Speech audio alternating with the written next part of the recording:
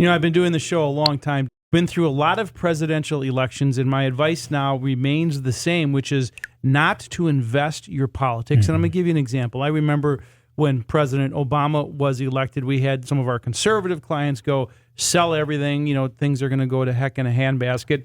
Same conversations we had when Trump was elected, he's going to blow up the world. These things happen, and by the way, the markets went up during Obama, the markets went up during Trump, and of course they've gone up over the last 4 years. Maybe not as well as comparisons, but they have done better, and so that remains the same. And the other thing that's happening right now is policies are significantly different. Estate planning right now, those rules could change. And right now, we look at through 2025, Brian, and those estate tax rules, if they expire, they could change estate planning. But don't do it until you can see the whites of their eyes. And that would be my advice. Thinking about the whole politics and portfolio management, I never like to see politics reflected in portfolios because you miss out on so many opportunities. I think a lot of people, they hear about these statistics about how the market does better under one versus the other.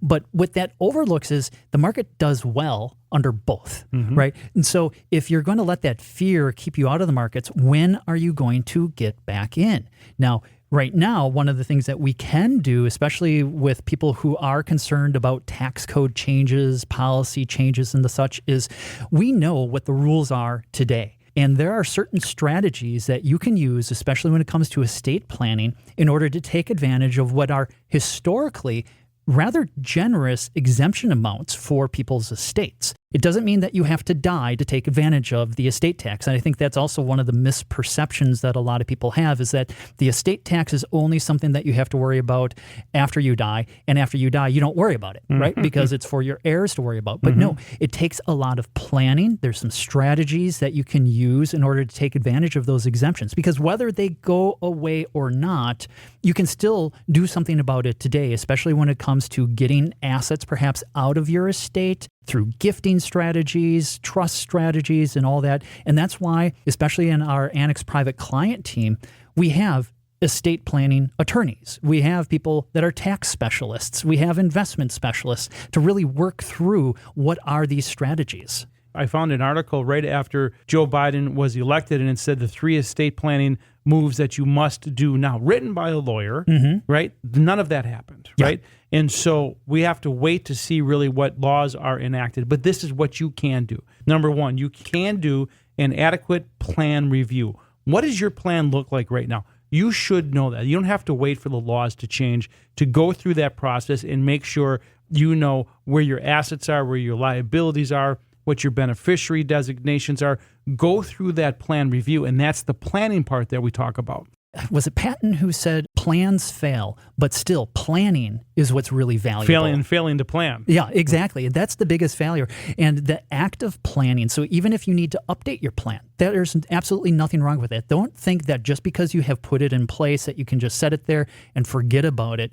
You have to really go back, revisit it. Is it still appropriate for your present situation and for your future goals as well? And you talk about comprehensive planning, and there's a lot of my friends who are in the RIA business. What does that mean? Registered Investment Advisor. We are a fee-only fiduciary. Those are important words, but we do comprehensive planning, and there's a significant difference between our firm and others. Do you have estate planning lawyers on staff? Do you have tax planners on staff? What kind of investment departments? Do you farm that out, or do you bring it in? Where are those assets custodied? These are the questions that you need to ask and to go through this review. And that's when I talk about get a second set of eyes on what you're doing right now. Make sure that it's the right set of eyes as well. Don't go in and have someone review your portfolio and then suggest that they should put it in some high commissioned annuity. If you don't know what a person's plans are, how can you build a portfolio to help them accomplish those goals? Oftentimes when I'm meeting with clients and prospects, one of the things they talk about is how people, their former RIA or broker-dealer, they just focused all on investments. Well, if you have a portfolio without a plan, where are you going? If you have a plan without a portfolio, you're not going to get there. You really need to bring the two of them together.